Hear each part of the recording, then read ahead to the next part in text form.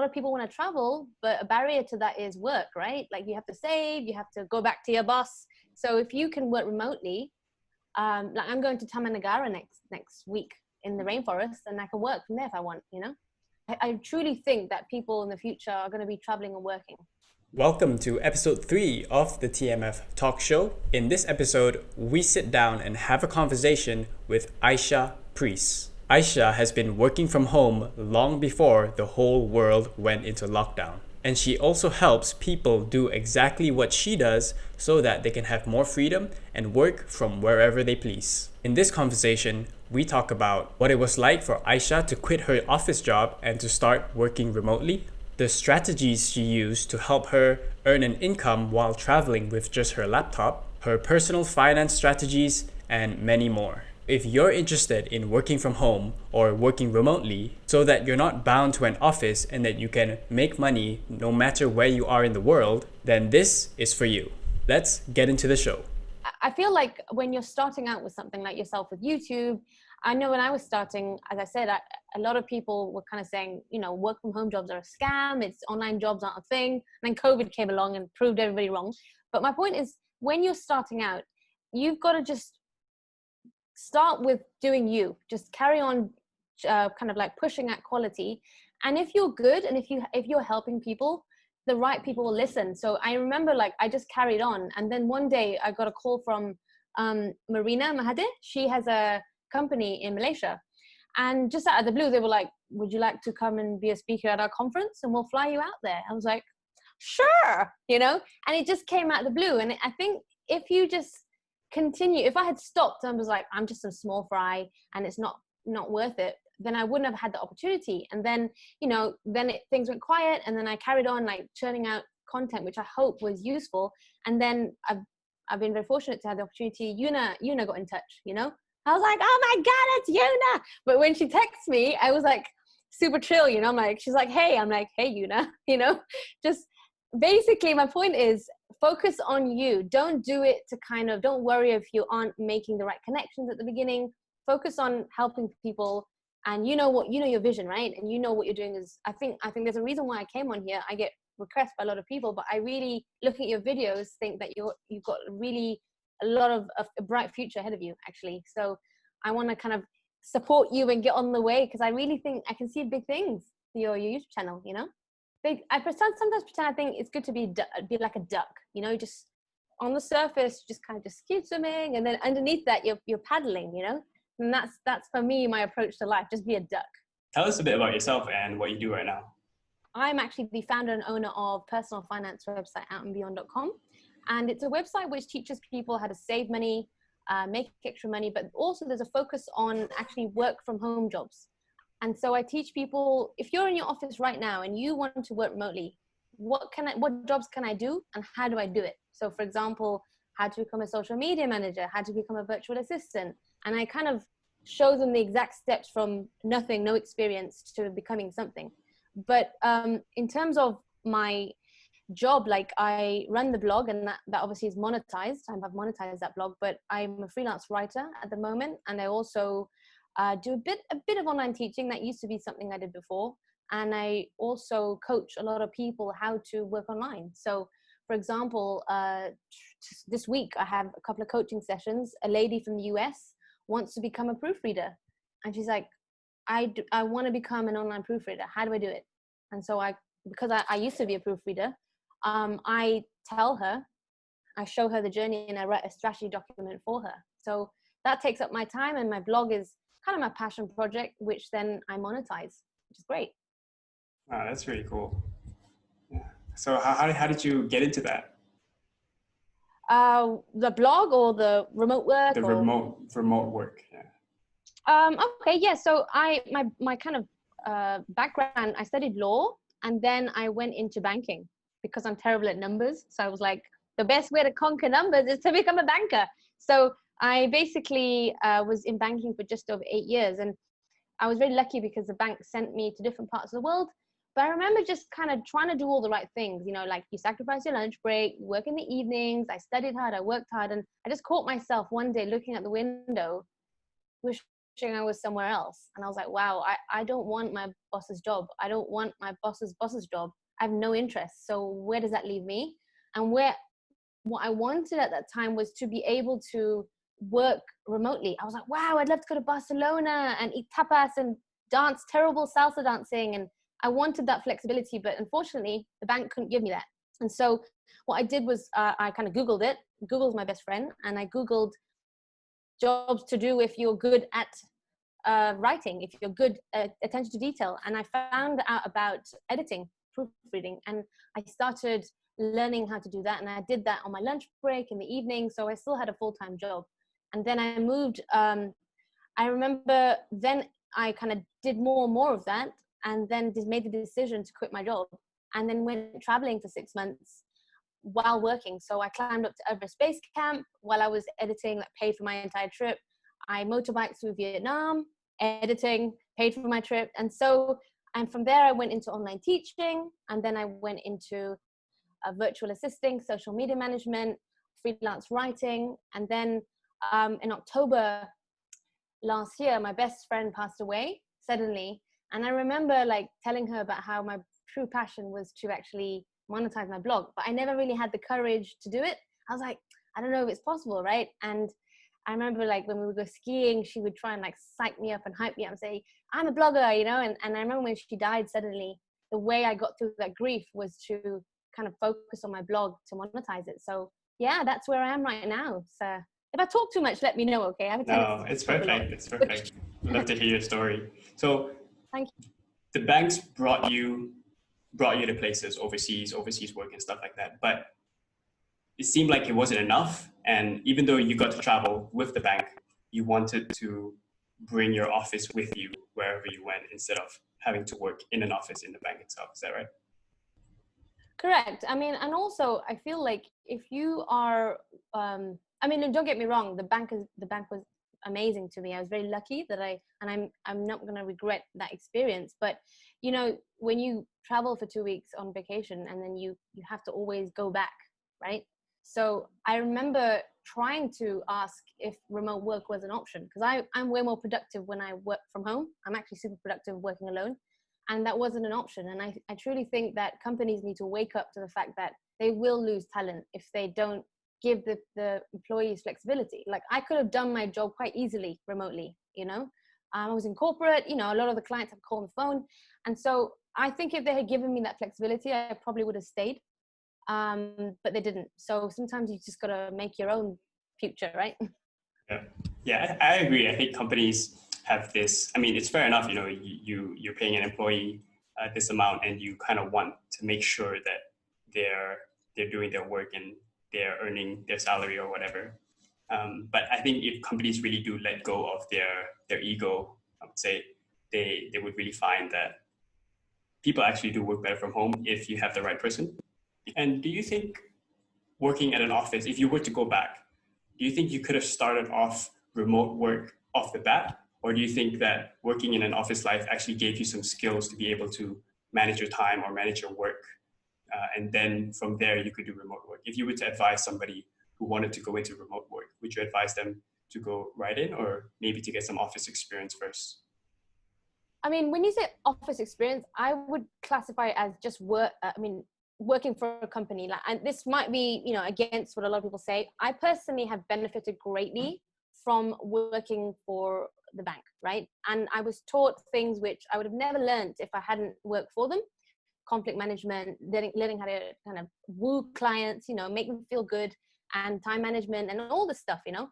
And I feel like a lot of grads, they kind of think, oh, am I wasting my time working for, you know, company? And I don't think you are. I really think that having 1 or 2 years work experience with a company will add greatly. If you're going to work remotely, you're going to do it for the rest of your life later, right? So there's no, what's 2 years of your life to learn these skills, but also it'll make you really appreciate your freedom later on. So when I'm having a really bad day or like things are tough, I just remember how I felt working in an office, having to deal with people I don't want to deal with, but not being able to escape. So I think that working for a company will teach you, give you a good foundation. And if anything, it'll show you what you don't want. Yeah, you might love it, but you might there's nothing to lose in that way, apart from time, which you have if you're a grad. What did you dislike most about working at an office? They always put the aircon too cold, man. Like, I hate being cold. I felt that I didn't have the time. How do I put this? The space. Like, for example, I'm quite a positive person. I think we're all very lucky, and everybody has challenges in life, but you can make the best of it. So I could walk in on a Monday, top of the world, the greatest intention to have a great day, and then I could be surrounded by people who don't want to be positive, who don't want to be productive. And I don't have a choice. I have to be there, right? Like, I remember trying to move my desk and being told that I couldn't, So for me, like, not having that freedom to be with people when I wanted to, when I didn't want to, like, I get on with people really well. I like people, but sometimes when I work, I want to work alone. So in an office, you don't get that freedom. You kind of thrown together with people you may or may not like, right? Yeah. I remember when I was doing my internship, I could sense that a lot of people were just not very happy to be there at work, or they were really looking forward to the weekend. They would be happy maybe Fridays or Thursdays, and that kind of perplexed me because you're doing that 5 days a week and like 40 years of your life. So yeah. Absolutely. You're absolutely right. Because, like, I remember one day I was just sitting there. I was like, if everyone here was given the opportunity, like, it's a kind of obvious question, but like, if anybody here was asked, like, they could give them money and said, you can leave, right? They would, like, jump at the opportunity. Nobody wanted to be there. Everybody was just tolerating it, right? And I thought, that's no way to live, Like, when I worked for the bank, at the beginning, I was really passionate, and I was going to be the CEO in my head. I was, like, really passionate about being there. And I feel like sometimes people think that they just have to tolerate it till they retire, and that's not the case. If you want to be an employee, and if you want to work in the office, do it well, enjoy it, kick ass, right? Excuse my language. But, like, I think people who aren't happy, if you're not happy, do something about it. Or if you don't want to do anything about it, stop complaining, And I think there's like I felt that, that, like, people just tolerate. And I'm like, tolerating your existence in the office is no way to live. There's better things out there you can do, So we talked about working remotely from an employee perspective, but let's talk a bit about from an employer's perspective. Like, you run a business, and do you think it's a bit more challenging to manage your employees or to get stuff done with a remote team? I think there are different challenges. For example, like, I hire people to help me with my business, and I feel like it's about deliverables, and it also comes from you. If you're not clear about what you want, the output isn't going to be clear. And I always say, like, give people the trust first. Like, I remember there was this one boss in the bank who was fantastic, and she allowed her staff to work remotely. And she said, I give them the trust first. If they break my trust, and if they're not productive, I revoke that privilege, right? So for me, like, first of all, it starts for me, and you got to lead by example. I feel, and I hope that I work very hard, and I feel that I show to people that work for me that, look, I want what's in your best interest. For you, if you work for me, what do you want? What's your passion? What's important to you? Tell me so I can help you. Let me help you, right? And if we both understood that, and if I'm clear, and if then you don't, and if you then disrespect the work kind of ethic, then you can have a conversation. But it's kind of like, don't micromanage from the beginning. From the beginning, you be clear. I need this, this, and this. You're an adult. Doing this is going to help your objective. Let's work together. And I feel like that's worked well for me. And learning the hard way was, as a new business owner, like, knowing that if I'm not clear, it's also my fault. Don't just blame the person working remotely who has got it wrong. Ask yourself, could I have done this clearer? And if you've done it clear and they still don't do that, then it's a conversation. Right. So it's giving the person the benefit of the doubt first, being clear yourself on what you want, and actually getting those results and those deliverables. Right. It's results driven for me. Yeah, definitely. So why do you think a lot of companies, big or small, they have a problem with letting their employees go, or I guess giving them that trust or benefit of the doubt? I think because it's how do you measure, like, productivity, right? I think we're so used to measuring success in a different way. And everybody has targets and accountability. And I think the old school way of thinking is kind of like, well, 9 to 5, I can measure, if I'm there, I can see your productivity. And I think that a lot of companies haven't really tried the new way, and they're scared because they're like, what if we try and then we lose profit? Then the shareholders will fire us. Nobody's willing to take that risk. But when they do take that risk, I mean, I know there are companies out there that have, I mean, you'll probably know more than me, but that have done it and it's worked really well. I know from my perspective, if they gave me that trust, I would have been so loyal to the bank and I would have made them millions. I would have been more than happy to do that because I would have been so grateful. But they didn't give me that trust, Yeah, definitely. So let's go back to you quitting your job and from a bank and doing, because that takes a lot of courage. So I guess the question I want to ask is what was the journey like to, I guess, matching your income from the bank, from your job, to the revenue that you made from your business? So this is where you kind of like need to be courageous, right? So at the beginning, but don't make an uninformed risk. A lot of people are like, I'm going to quit my job, I'm an entrepreneur. No, you need to be able to understand how to make money on the side. So understand what job you can do, understand how to find clients, understand how to improve your cash flow. What I did was a break-even model. So I said, what is the minimum I need to survive, that I'm not going to get into debt and sleep at a bus stop? So I calculated my hourly rate, and I was like, okay, so if my hourly rate is this, I can make this much, I can survive, right? At the beginning, you're not going to make, for me anyway, I knew I was never going to make as much as I was making on my banking salary initially.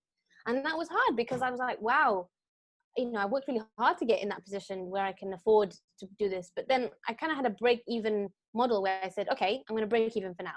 Now, me doing it on the side will allow me to do this, make this much money. Imagine if I did it full time.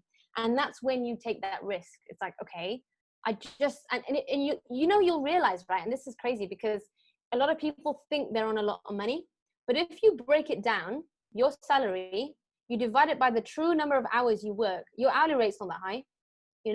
I calculated the hours you're on call in the weekend, in the evenings, the boss texts you, sort this out, the stress you have to go through. Your hourly rate is not that high. And I was like, wow, if I just make this much, I could actually make more than I do in the bank. So I started there, and then I learned how to increase my hourly rate and increase it. And then gradually, eventually just, exceeded my hourly rate in the bank. And I hope, I'm going to continue. So when you're looking for remote jobs, at least, because it's remote, do you confine yourself within the country you're living in, or do you try to work, let's say you're living in Malaysia and you want to work for a Singaporean or an American company just to play on that currency? Would you think it's wiser to first focus on the country that you're living in, or not confine yourself to limits of a country? No, I don't confine myself at all. I mean, when I started my remote working journey, I was in New Zealand, of all places, and I was working for clients in Saudi, in Malaysia. Like, I never look at location. For me, if someone's willing to pay me and they pay me well, I don't care where you're from. You can be from Alaska, I don't care. But like, for me, I kind of prefer, obviously, from a financial standpoint, go for the higher currency. So a lot of my clients are from the US, and, they pay me in euro. But I actually also say this, I say, don't discount clients with a lower currency if working with them is a pleasure. So, in Malaysia, the currency is not as strong, but I have some clients in Malaysia, which they don't pay me as well, but I really like working with them. And it gives me a lot of joy. So it kind of makes up for it, So it's kind of a job, but it's also something you enjoy. So I would also take that into account. But when it comes to the bulk of my clients, I would go for the ones which pay in a higher currency. Yeah, and I think that's another thing is really underrated about at least freelancing, is that you really get to choose who you want to work with, and instead of having to work with somebody that you don't really enjoy. For sure. I mean, and it's really so liberating, because at the beginning you kind of are really grateful that anybody's willing to pay you. You're like, thanks for your money. But then once you get better and you have more experience, you can sort of pick and choose your clients, and I've had to make decisions where I'm like, this isn't worth my time. Like, I just don't feel good about it. I just don't like working with this client. And you can choose, even if they're paying you loads of money.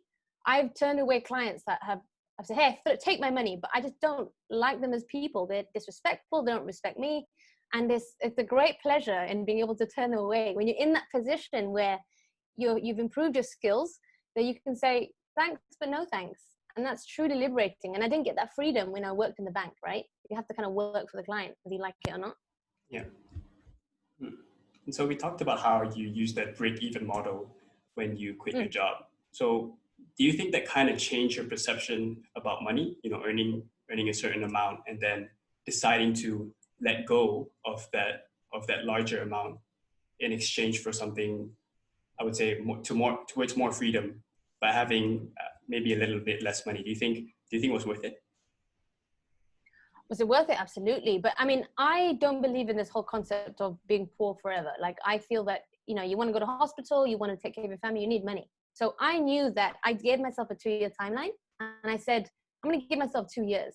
And if it doesn't work out in 2 years, I can always go back to the bank, right? And I have experience. So it kind of taught me actually that you don't really need as much money as you think to survive. Like, I realized that if you take into account your main bills, you don't really need to be earning that much to survive. And then it kind of like also taught me that it made me realize that the privileges that money gives you. So when I started, obviously I didn't have much money. I was just breaking even. So recognizing that, okay, if I'm able to, I remember like that point and I was like, wow, I wish my hourly rate was $50 an hour. I think I started on like 15 USD an hour, literally like started there. I was like, when I heard about people on 50 USD an hour, I was like, wow, I wonder how that must feel. And it's like, now my rate's more than $150 an hour, way more. And it's like, wow, I really appreciate that, because I was at a point where I was just breaking even, So, and what do you think was the biggest contributor to your growth in income or your growth in revenue? It's most definitely upskilling. So for me, it's like, how do you set yourself apart? And this is a common question. How do you set yourself apart from all the other freelancers on these platforms? And, a lot of people say to me, like, why are you sharing all this information? Aren't you worried about your competition?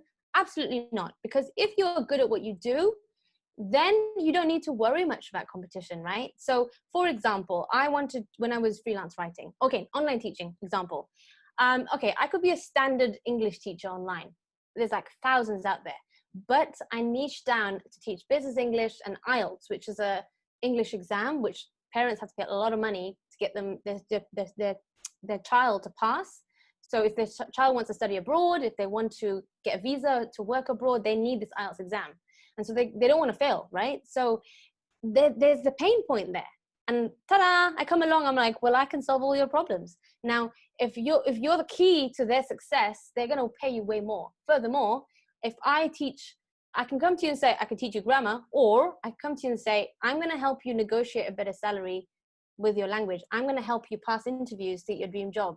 I'm going to help you conduct yourself and network better. Suddenly you're willing to pay me more, right? So for me, learning how to specialize and niche down has been the significant biggest thing that's helped me increase my rate in anything that I've done.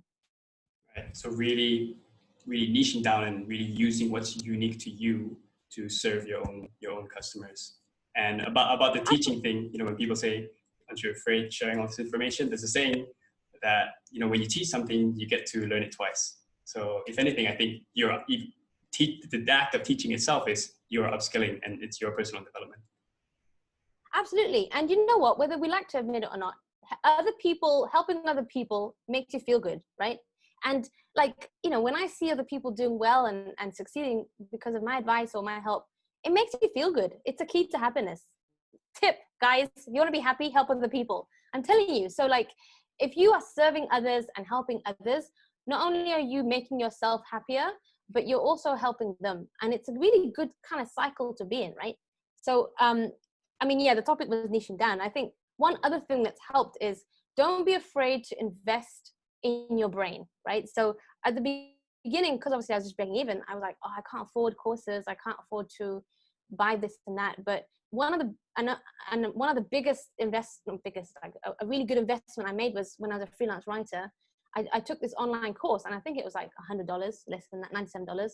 And it's been a game changer. Rather than me Googling for like hours online, watching free videos, boom, in one go, in 1 week, I had like, it took me 3 weeks to get 3 new clients. I had no experience writing, and I took the course, boom, 3 weeks, 3 new clients. So don't be afraid to invest in your brain. Yep, that definitely agree. That was kind of how I started as well. So my first remote job was a digital marketing job, and it was all because I took this course, this online course that was, I think was $97 a month, and like Wow. and I was like in my first year then. It was just my student loan money, so I did it really quickly in 2 months, 3 months. But after that, I immediately got a client, and that was my first remote job. So that for me was like, okay, wow, I just spent like 400 ringgit, and in return, I got twice back. And I keep the knowledge forever, and I'm building Sure. and I'm building. Yeah. For sure. And I think that when you invest in yourself, you also are kind of forced to do well. Like if I had, Googled stuff online, I was like, I'm not doing well because I don't know what I'm doing. I've paid 97 USD. I have to do well, right? I have to make that money back. And it kind of shows to yourself that you're worth it and you take yourself seriously. Yeah. Yeah. When you pay money, you pay attention, and because you're skin in the game. That. Yeah, skin in the game. You're a bright spark. And so I want your signature. Give me a signature, You're famous one day. So going back to helping people and having that satisfaction from it, I think I realized that really quickly as well in my digital marketing job. So what I did was I did Google Ads. So I wrote Google Ads for a local tuition center. And the tuition center was like an online tuition center. And, it's pretty basic, just me and the computer all day. And then one day the owner, he messaged me and he was like, oh, hey, like, look at this message. And it was a testimonial by this mom who said, I've been crying every night. My daughter has special needs and we can't find a tutor for her. All her tutors have been really abusive towards her. And I'm just so glad that I found your ad on Google. And now I'm with the center. And I'm like, okay, that is worth way more than whatever anyone could pay you. That feeling was worth so much more. And it's the same as well for our YouTube channel. When people comment and tell us that it was really helpful and stuff like that feeling, that ability to help someone who you've never met is just amazing. For sure. I mean, the same thing with Google Ads. A lot of people, having that skill, you can liberate so many people. Like a lot of online businesses, they don't know how to get traffic, right? Now, if you come along and say, look, I can revive your business or I can launch your business with that skill that you have, that's life-changing. That's amazing. Yeah, I think digital marketing was one of the, I never really knew about it. I know like right now, I don't know whether because now I've been served all these ads, but I know like right now a lot of people are trying to get you into the digital marketing course, but when I came across it, I had no idea what it was. I didn't know it existed. I was like, what is this? What is Google? I mean, I know that there are ads on Google, but I always ignore them. I never knew people actually interacted with them. Right. And so what made you do the course? Right, so I was in my first semester in uni. It's a really funny story, actually. I was in my first semester in uni and, got my student loan, living alone for the first time, living by myself. So lots of money, living by myself, spend it very, very quickly, And at one point, I had a few months to go, but I had very little money. So I even asked, I even borrowed some money from my dad, and I realized when I did that, I realized I saw the look in his face, and like that moment was kind of like, it kind of shifted my perspective. It's like, this is what I want to do. I was 19 years old. I'm still borrowing money from my dad because I wasn't responsible enough to spend my money. I think I spent like 1,000 plus on a gym that I never went to. I went to like 1 week and then I never went to. So I had like, I don't know, a few, maybe 1,000, 1,200 left. And the course was like 400 ringgit for a month. So I thought like, okay, if I'm going to make money, I'm going to take this risk and take this leap. And yeah, that's what I did. So fortunately, the person teaching the course we connected really well. So he really taught me about how learning a skill is really something that you keep with forever. And once you learn it, you always get a return on that investment as long as you keep learning. So I thought, yeah, that kind of makes sense because I'm quite logical in that way. So I thought, okay, why not try it for a month? If I'm not happy, there's a money back guarantee. So I tried it and got my first client. And then my whole perspective changed from then. And then I kind of figured out the formula of how to spend money so that I can double my money or triple my money back. Wow, amazing! At such a young age, that's amazing. I guess I was kind of. I guess that's why it's good. I would suggest young people go live outside of their parents' home and struggle a bit, just so that it pushes them in that desperate circumstance where they are more likely to take risks. Yeah, that's what I'd say. For sure. Yeah. So talking about that, about family and growing up, what were you taught about in your home? What were you taught about money when you were growing up? It's funny because like growing up, like my parents, we didn't have much money, to be honest. Like we kind of grew up with a frugal mind attitude. Like my dad are very good at like cutting costs and being frugal. But I think when it comes to saving, there's different aspects to it, which also involves money management and also investing, right? So I get, like, my dad was originally a hippie. Like my dad's this British guy from the UK, he's a hippie, and he converted and married a Malaysian woman. So I'm half English, by the way, I don't know if you know, but like, so, I think he wanted to stay away from capitalism and making money, and that was his personal choice. But as a result, we didn't have much money, and we grew up with not much money. So I know how to live a frugal life, and that's given me really good skills right now. So just simple things like when we were young, if we wanted pocket money, we had chores, and when it comes to like clothes, I know how to sew. I know ways to when I travel, I know how to travel cheap. So these are really good life skills that has helped me till today. However, I feel that there needs to be an additional aspect there, which I'll teach my kids, which is making money and also money management and investing. And that's something which I've learned, and I'm going to, hopefully, if I have kids, share with them. Because, everyone's different. And I feel like I respect my dad's choice to stay away from money. But like, I don't know if you know, but I had to pay for my education myself in the UK. And that was really tough. Like, I was in Malaysia at the time, and I was accepted to a law school in the UK. And I just went there alone as a young girl at 18, got on the flight, and I was like, right, I'm going to have to pay for my own rent, my own fees. And it was tough, man. It was really tough. And there were times when, like, trying to study law, I'm trying to get good grades, but I need to pay my rent. And it was a really tough time for me. But it's obviously helped me in some ways. It must have helped me. But I wouldn't want my child to go through that. Right. So do you think that was your moment of awareness, or what we call is like, it's your financial awakening? Like when you realize that, yeah, money is actually important, and I'm responsible for it. Like, was it when you moved to the UK alone when you realized that, or when you lived with your parents at home, and your dad was, like you said, very frugal, but you realized that wasn't for you? No, because you don't know what you don't know, right? But I feel like when I was about living by myself in the UK, I got the feeling of having money, and it felt good, and it felt so liberating that, like, I work and I can afford this, right?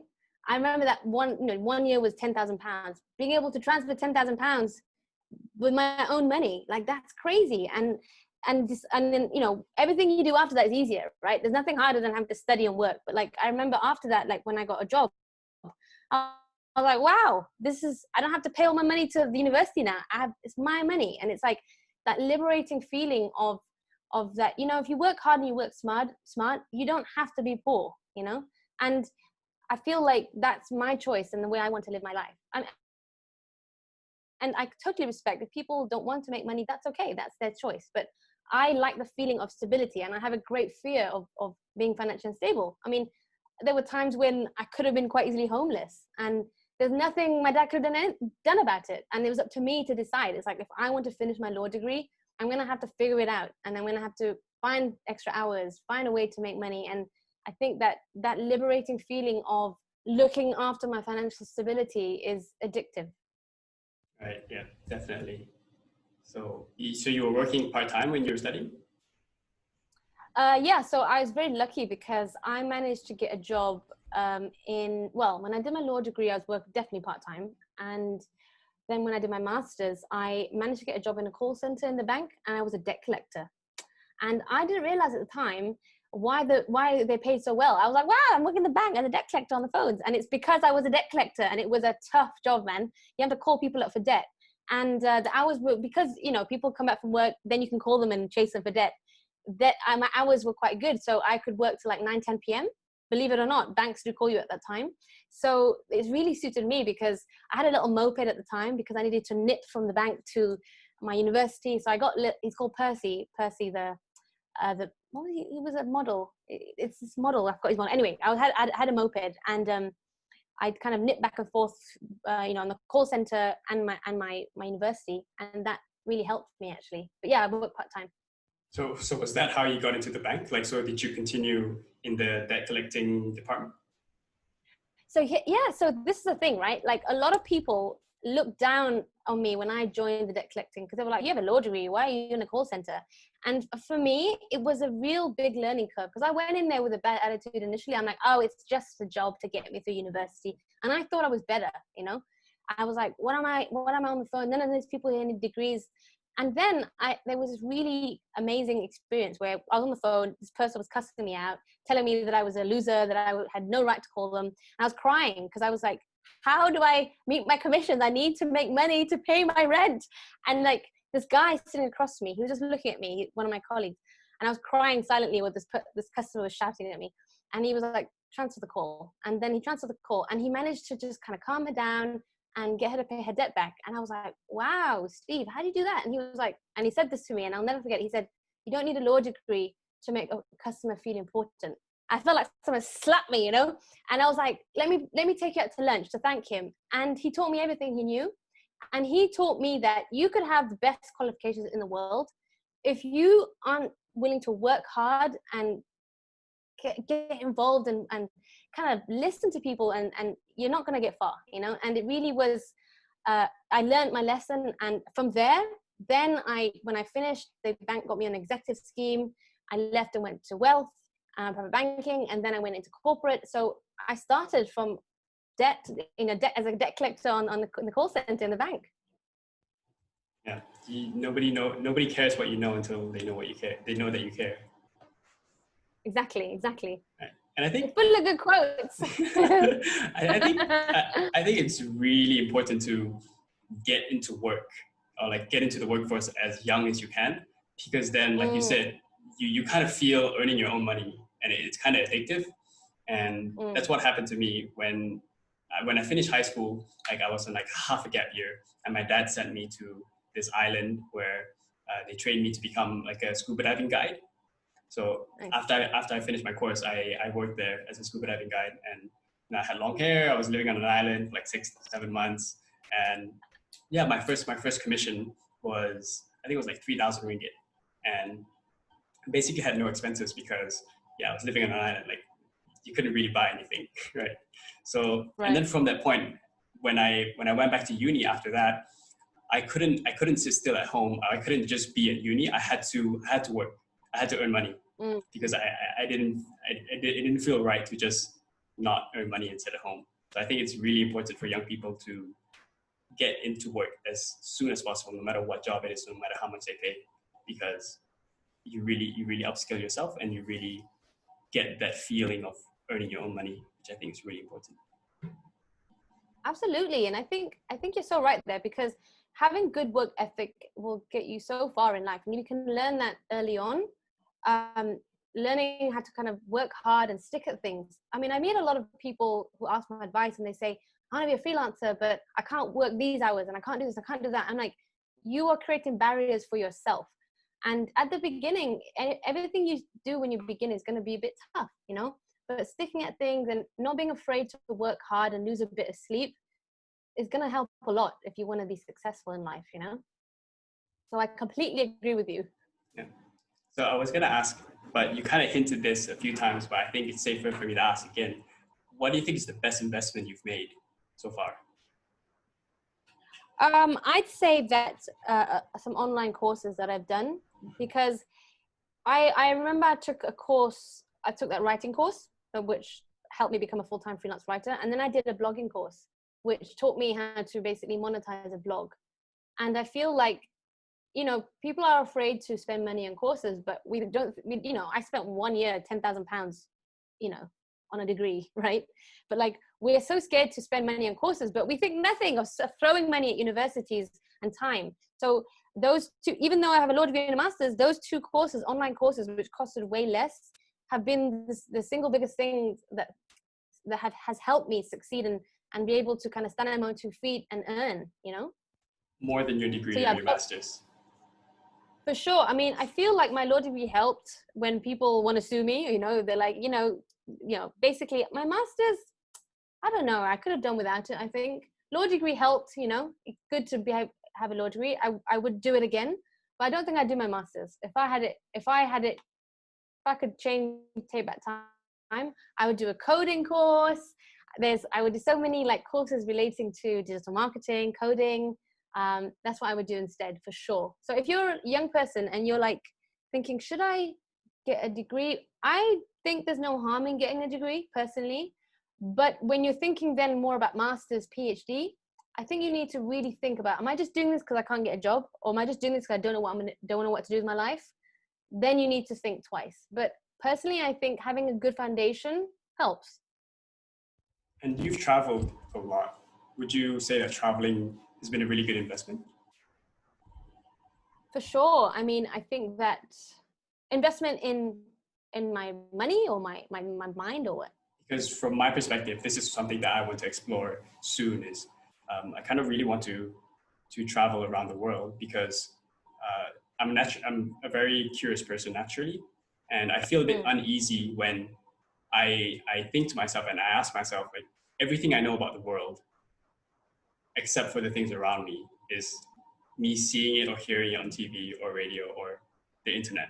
So what do I not know? Right? And I have to see it for myself. Right. So do you think it's a good investment in terms of getting to know yourself better, or getting to know what you like, what you dislike, just getting to know the world you live in a bit more? Oh, I mean, I think that like we have been growing up with values and ideologies and rules which we're taught as real. We're like, this is the way of life and this is it, right? And going and experiencing different perspectives and different people will change your life actually. And I guess like for me, it's made me to be a nicer person. I think when I was growing up, like I would grow up in quite a strict upbringing, and it's kind of this is right and this is the only way. And I think going abroad made me open my mind. It's like, wait, there's a different way of living. You don't necessarily need religion or certain things to be a good person. Like there are so many people in different religions, different cultures that are amazing people that are kind of out there. And yeah, for sure. I mean, but then also traveling solo is when you discover yourself. Like, there's two types of travel, right? If you travel with other people, then you discover other cultures. But if you travel by yourself, you discover yourself. Yeah. So that's something I kind of realized. So I was going on a trip with my dad once, and we were going through the customs, the immigration out of Malaysia, and he got stopped because they were withholding him for his taxes, and he found out that it was just like 200 ringgit in taxes that they like made a mistake and they didn't tell him, so he was withheld. So there I was, I think like 17 years old, going to Indonesia in like Aceh, like this really remote area by myself. And wow, it was kind of cool, like the people I met, and just really being by myself.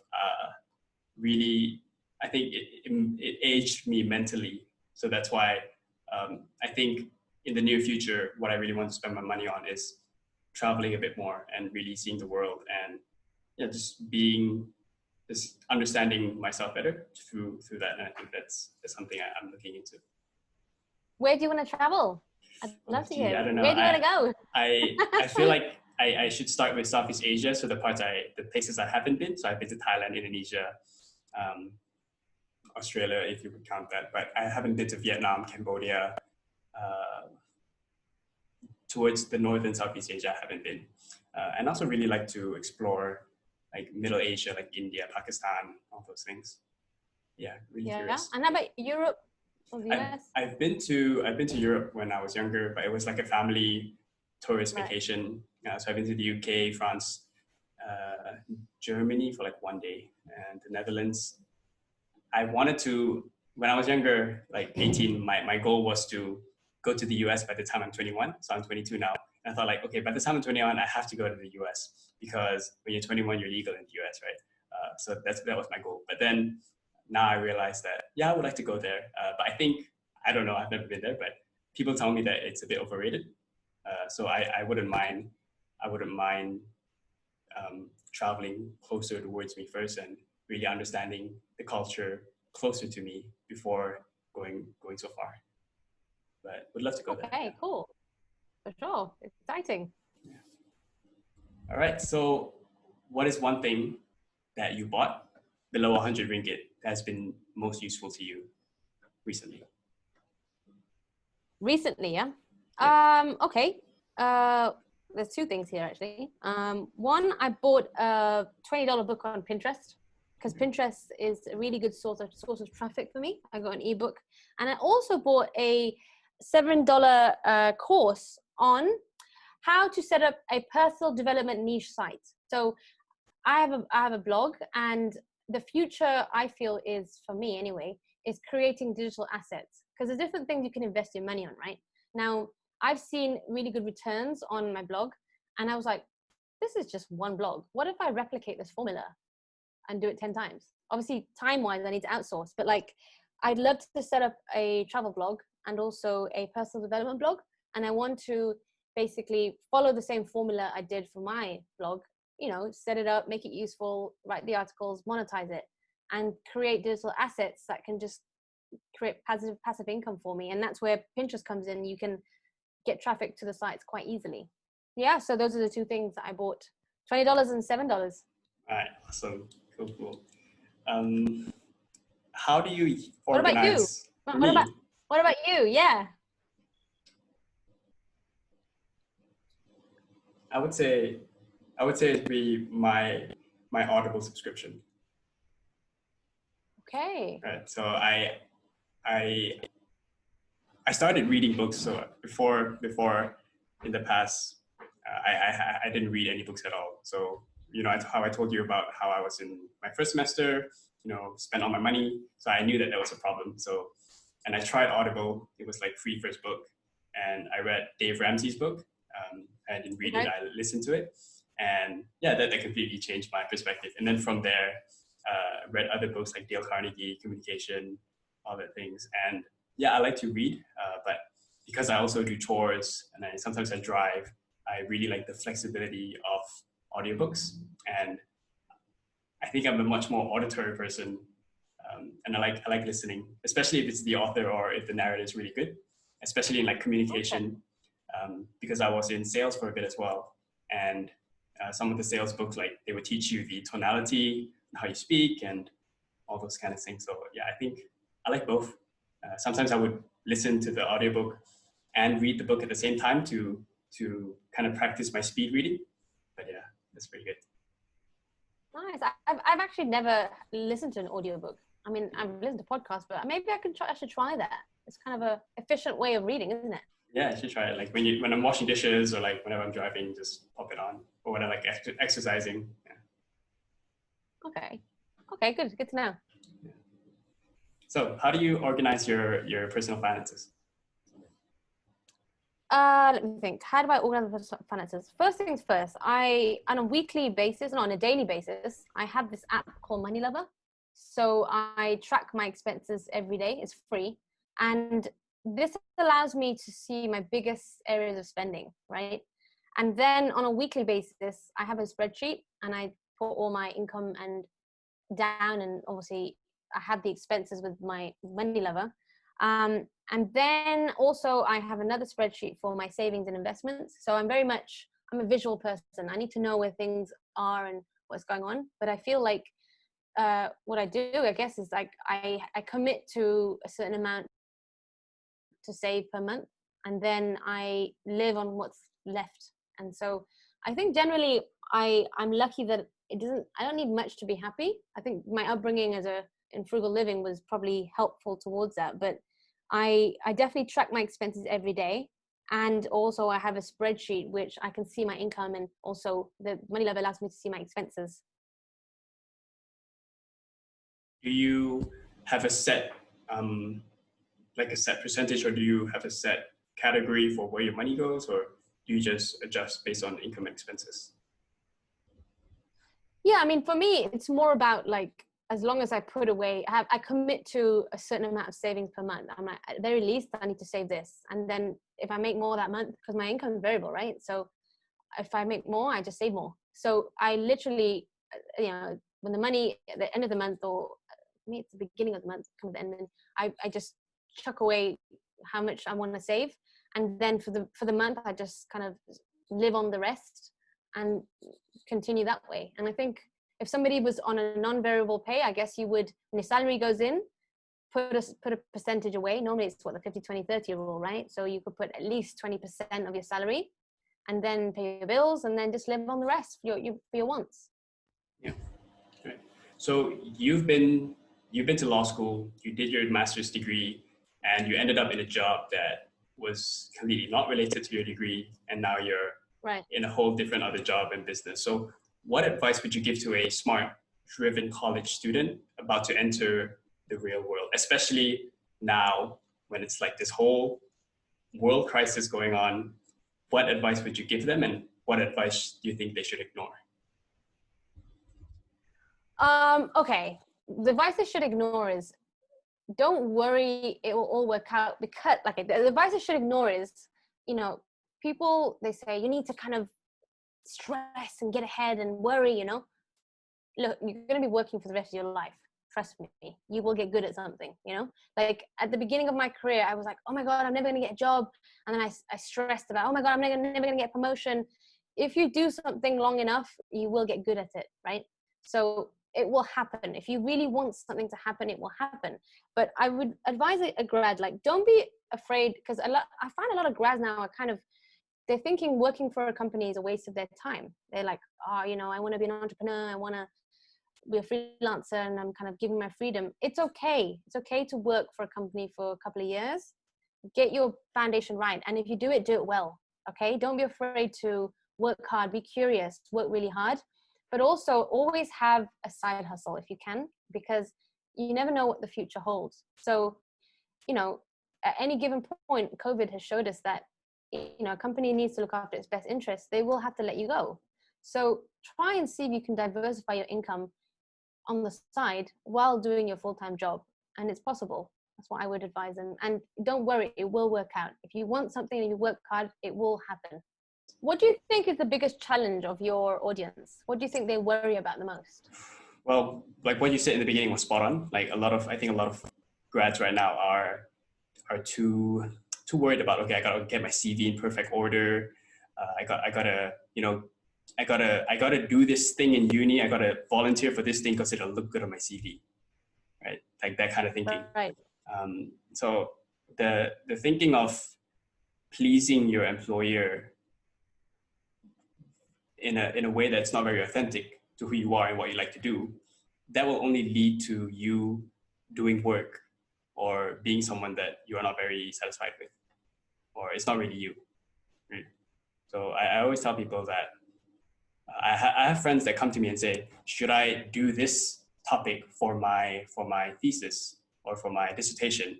But I really want to do this topic about, let's say, women's rights. But I'm afraid that if I do this topic, so my law friends, I'm afraid that if I do this topic, then nobody will want to employ me in Malaysia because, it's not a thing and nobody really cares.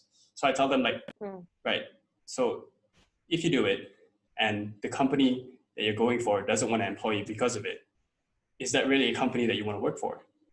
So I think a lot of people my age are too fixated on the point that I have to be this perfect student in a certain way to get the ideal job. And I think that's kind of in part because of how our schools and university are set up. you go in, you go out a certain way. So yeah. I don't know if it's helpful, but like, I really think the best way I approach employment when I was back in the day, when I was a young girl, and I had many interviews for different positions, I approached it like dating, right? Now, don't be desperate when it comes to dating. Let's just say if I'm on the hunt for a man, right? And if I meet this guy and he's really good looking and he's everything I want, I'm not going to go up to him and be like, oh my God, please date me. Please, please, please, please, please. He's going to be like, I'm okay, right? So you have got to kind of be confident, and you've got to be good at things that you're good at. And you've got to bring something to the table and say, hey man, I'm kind of a big deal and I'm going to add value to your life. You date me, right? I'm not saying that you should say that in the interview, but you need to look at your skills holistically and think about what would add value to that company, right? So doing a course that a lot of people have done is not really going to set you apart, but learning how to sell, even if you go in a tuck shop, in the corner shop, or learn scuba diving and learn how to interact and communicate with people, that's a really valuable skill that you can bring to an interview. And they say, why should we hire you? You say, well, I can make you money by selling to your customers, right? So I think that when you approach the kind of job field, it's going in there on kind of like an even basis, right? It's like, what skills do I have? How can I build myself up so they will think I'm valuable? It shouldn't be where like, please, please, please, please give me the job. It should be, I'm going to work for you. I'm going to commute an hour to get to you. I'm going to dedicate my work time to you. What can you give me as an employer, right? So don't go in there arrogant, but upskill and make yourself valuable in all ways. So when you go in there, it's equal. That's what I find quite useful for me. Just approach it like dating. Don't be too desperate. On the flip side, so I'm conscious that we're also going through a difficult period. And I know some guys might say, but I need that job. The reality is I'm at their mercy. Okay, so I was at the mercy when I was starting banking. I needed a job too. And I did this, right? Anything that you're not confident about, fix it. So when I was applying initially, I was, for banking jobs, I was desperate. I was like, oh, please hire me. I was like, why do I feel not confident? I'm like, my CV is not very good. So I Googled how to a perfect CV. I fixed my CV. So when I submitted my CV, I felt confident. And then I was like, okay, I was failing interviews. And I was like, please hire me, please hire me. I hope they'll hire me. And I was like, okay, I'm not good at interviews, so I'm lucky if they hire me. I Googled how to do a good interview, right? Even if it means you spend an hour getting interview coaching, do that 1 hour. It will serve you for the rest of your life, right? So anything that you're not confident in, that you think they're lucky to have me, how can I make myself more valuable? Google it and fix it, because it will allow you to be on an even playing field with your employer. Completely agree. Right. So one last question before we wrap up. If you could send a message, if you could have a message on a billboard that would be seen by millions or billions of people, what would it be? You will never be defeated by what people say about you. You'll be defeated by what you say about you, right? So you can change your life with your thoughts, or that's a different billboard. You can say, you can change your life by changing your thoughts, okay? And I never believed this until I tried it. So when I was in a bank and I was like, this whole work from home jobs are a scam, it's for backpackers, they don't need to pay a mortgage, it's not real. And then I was like, what if it's true? Like, what if actually I can do it? And I was like, do you know what? I'm going to start believing it. And if it's not true, then it's not true. If you want to do something, like if you're sitting down right now as a grad and you have this dream, this crazy dream, just believe it. And the worst that could happen is it doesn't happen, right? So change your mind by changing your thoughts, and what you read, what you fill your brain with, what you scroll on Instagram, who you follow. This will all be the things that are going to fill your thoughts. So if I was to give any advice to grads right now, is be very conscious about what you're doing with your time, right? If you're spending 5 hours on Instagram, what are you consuming on Instagram? Are you following people in finance? Are you learning, right? Time is the most valuable commodity. We'll never get it back. So utilize your time really well and you will be successful.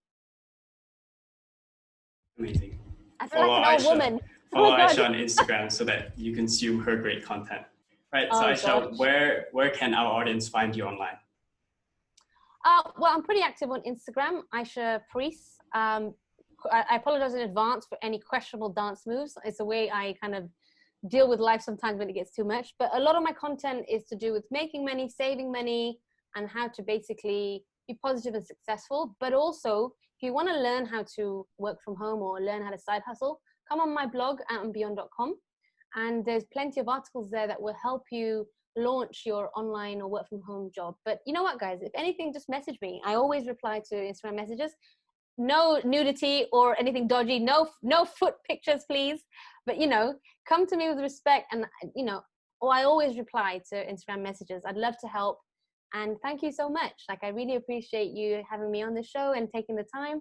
And like I said, I think you've got a promising career ahead of you. You're a bright spark and you're going to go far. And I'm really excited for you. Thank you for coming on the show. I should probably come to I really want to come to one of your workshops in the future. Really curious about this whole remote work thing. Yeah. Cool, yeah. Anybody else? You want to come to my workshops? I run workshops too. So there we are. All right. So that's the end of this show. So that was Aisha Preece on the TMF Talk Show. I hope you enjoyed every single bit of our conversation, and I hope that you found it helpful. If you want to follow Aisha online, we'll leave some links down in the show notes or description down below. Go follow her, get in touch with her because she is very helpful. That's it for today. We'll see you in the next video.